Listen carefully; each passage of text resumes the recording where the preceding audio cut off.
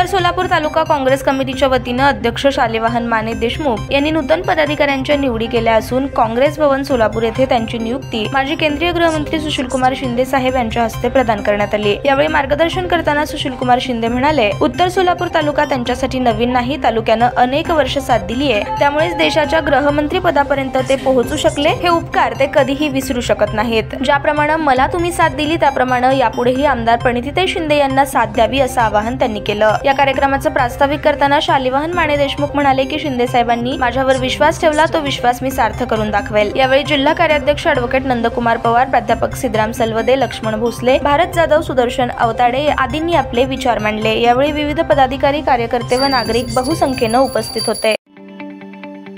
ताज्या बातम्या पाहण्यासाठी प्राईम महाराष्ट्र न्यूज चॅनलला सबस्क्राईब करा।